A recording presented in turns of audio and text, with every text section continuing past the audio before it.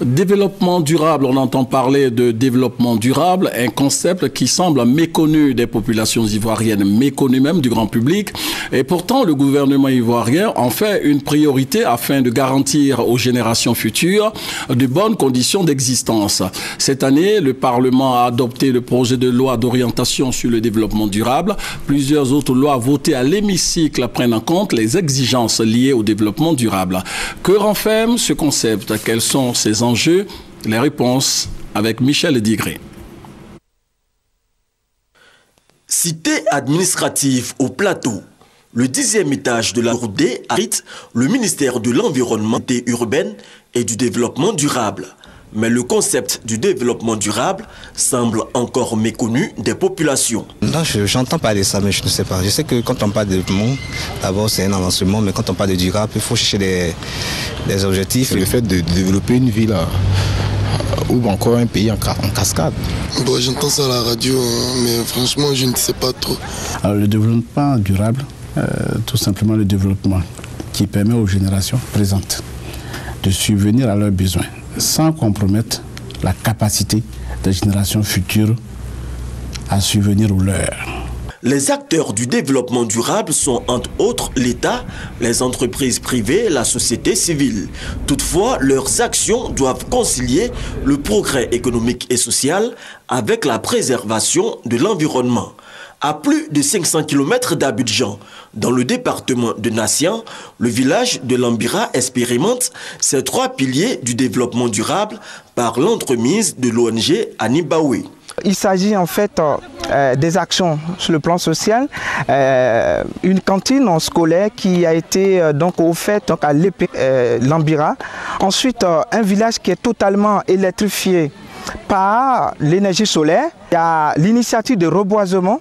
Toutes ces actions-là participent donc aux différents piliers du développement durable, notamment sur le pilier environnemental, sur le pilier économique, mais aussi sur le pilier social. L'opération de reboisement bénéficie de l'expertise de l'Office ivoirien des parcs et réserves.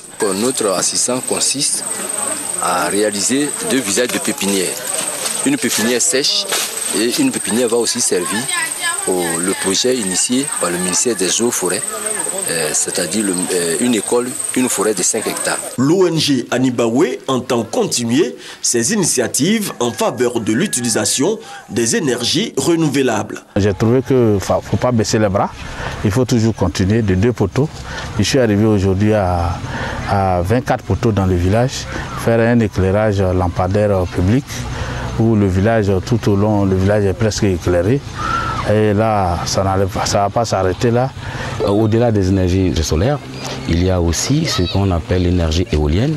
Ce sont des énergies qui sont à base du vent, des énergies de biomasse, à base des résidus de plantes agricoles. Ce sont des énergies qui n'impactent pas sur l'environnement. Au niveau gouvernemental, plusieurs actions pour booster le développement durable en Côte d'Ivoire sont entreprises. Le projet de loi d'orientation sur le développement durable a été adopté au Parlement. Un nouveau code minier et un autre sur l'électricité ont également été élaborés. Ce code de l'électricité fait en sorte que l'État renonce à son monopole quant à la production et à la commercialisation de l'électricité.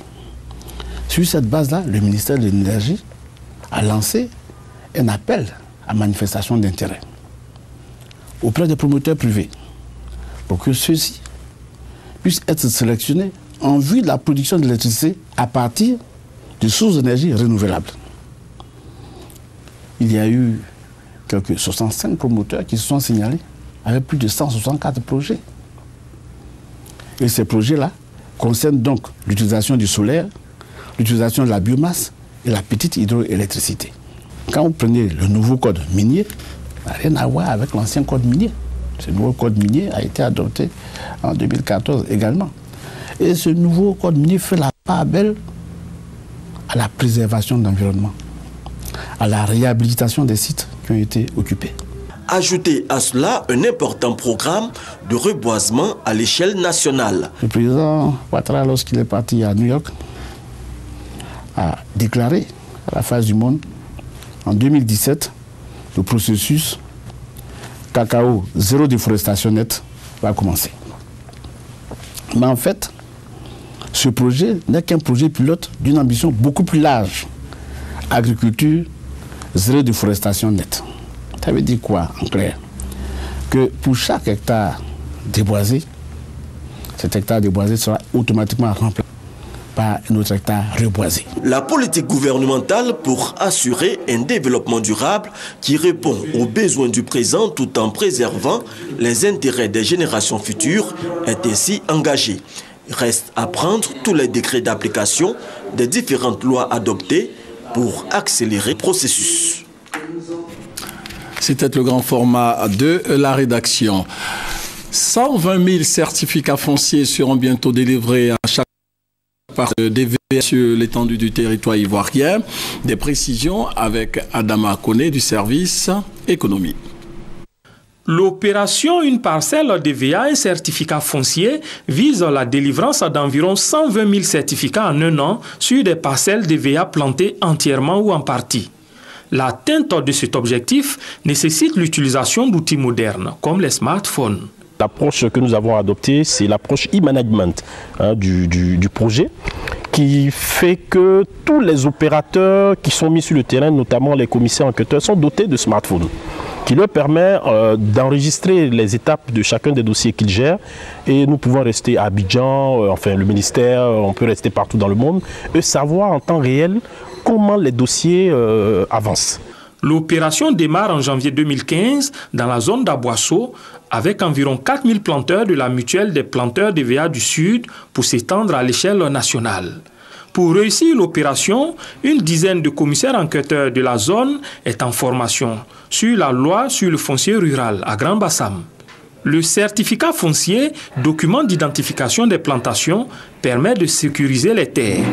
Le processus de recensement, consiste à pouvoir identifier les détenteurs de droits coutumiers pour leur délivrer les certificats fonciers. Et ceux qui ne sont pas des détenteurs de droits coutumiers, qui sont des occupants, qui sont des exploitants, qui ne sont pas propriétaires, vont contractualiser avec les titulaires des certificats fonciers. L'opération est facile, viable et moins coûteuse pour les souscripteurs selon l'opérateur électronique. Pour une exploitation de 5 hectares qui devrait revenir à près de 700 000 francs CFA, le planteur DVA ne paie aujourd'hui que 296 600 francs CFA pour obtenir son certificat foncier. Les premiers certificats fonciers issus de cette opération sont attendus dès le mois de mai 2015.